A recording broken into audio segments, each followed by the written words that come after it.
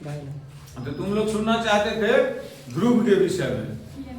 तो ध्रुव जो था वह राजा उत्तानपाद के पुत्र थे और उत्तानपाद को दो पत्नी थी, सुरुचि और सुनीति। तो सुरुचि देखने में सुंदर थी और सुनीति जो है वह देखने में सुंदर ही थी, लेकिन बाद में क्योंकि सुरुचि से शादी हुआ तो राजा का लगाव उसके प्रति ज्यादा था। सुरुचि के पुत्र का नाम था उत्तम और इसके पुत्र का नाम सुनीति का ध्रुव था। तो इसके साथ जो है ना, राजा के साथ जो है ध्रुव को बैठने के लिए नहीं देना चाहती थी सुरुचि। चाहती थी कि मतलब राजा को इससे लगाव नहीं हो, फिर सुनीति को भी से भी लगाव नहीं हो, तो उसके लिए वो बहुत सारा प्रयत्न करती थी। एक दिन क्या हुआ, ध्रुव को मन हुआ क्या कि उसके पिता राज सिंहासन पर बैठे हुए थे उत्तानपाद। तो ध्रुव को मन हुआ क्या, वो पिता के गोद में जैसे बच्चा नहीं बैठ जाता है, वो पिता के गोद में जाकर के बैठ गया।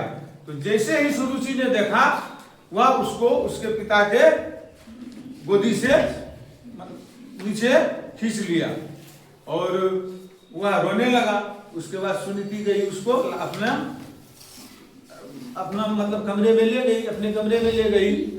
तो क्योंकि सुरुचि चाहती थी कि इसको ध्रुव को उतना प्यार नहीं मिले जितना उत्तम को मिले, जितना उसके बेटा को मिले।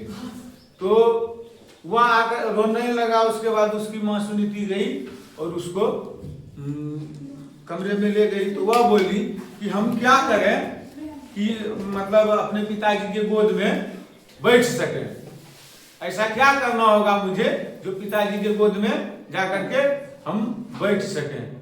तो उसकी माँ बोली इसके लिए जो है ना तपस्या करना होगा, इसके लिए कठिन परिश्रम करना होगा, तपस्या करना होगा। बस अब यह भी बोली कि धीरे धीरे ये सब ठीक भी हो जाएगा, क्योंकि माँ तो नहीं चाहती थी कि यह बाहर निकल जाए। लेकिन एक दिन अचानक ध्रुव घर से निकल पड़ा। ध्रुव घर से निकल पड़ा तो रास्ते में नारद जी मिले उसको। तो नारद जी ने पूछा कि कहाँ जा रहे हो। तो बोला कि पता नहीं, देखते हैं क्या होता है, मतलब अकेले में जाकर के कुछ करेंगे। तो उन्होंने कहा तुम क्या पाना चाहते हो। उसने अपनी सारी समस्या बताई कि हम पिताजी के गोद में बैठे थे, तो मेरी जो सौतेली माँ थी वह मुझे उसके गोद से उठा के नीचे कर दी। मैं चाहता हूँ कि जो कुछ भी करना पड़े मैं पिताजी के गोद में जाके बैठूं। तो बोले कि इसके लिए तुमको एक काम करना होगा। तो वो बोला क्या। तो बोला कि ठीक है, कहीं तुम बैठ जाओ और तपस्या करो और बोलो नमो भगवते वासुदेवाय नमः, नमो भगवते वासुदेवाय नमः, ऐसे करते रहो। तो वह ऐसे जाप करता रहा। बहुत विघ्न बाधा उत्पन्न हुई। बारिश के मौसम में बारिश, धूप के मौसम में धूप, और जंगल के जानवरों से भी बाधा होती थी। तो उसको जो है ना भगवान किसी न किसी उपाय में उसको बचा लेते थे। जैसे अब शेरे आने लगा या कुछ भी, तो उस सब से भगवान बचा लेते थे। तो वह निरंतर तपस्या करता रहा। बहुत दिन तपस्या करने के बाद एक दिन भगवान विष्णु स्वयं उसके सामने आए और उससे पूछे कि तुम क्यों तपस्या कर रहे हो, क्या चाहते हो। भगवान विष्णु उसके बगल में बैठ गए। जैसे मान लो कि वो नहीं होता है फैन के चारों तरफ, क्या कहते हैं उसको, चारों तरफ में घुमा के सीमेंटेड कर दिया जाता है कि बैठे। हाँ, चबूतरा होता है ना, वैसे तो वो बना हुआ था।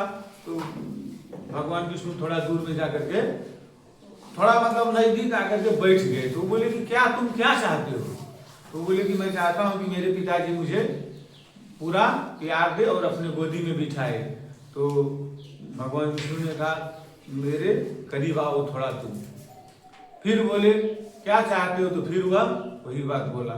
फिर भगवान विष्णु बोले कि मेरे गोदी में आ जाओ। भगवान विष्णु ने उसको जैसे ही गोदी में बिठाया, लगा कि दिव्य चमक उसके शरीर में, दिव्य ज्ञान आ गया। तब जब भगवान ने उससे पूछा कि क्या चाहते हो, तो उसने बोला अब इसके अलावा मैं कुछ नहीं चाहता हूँ।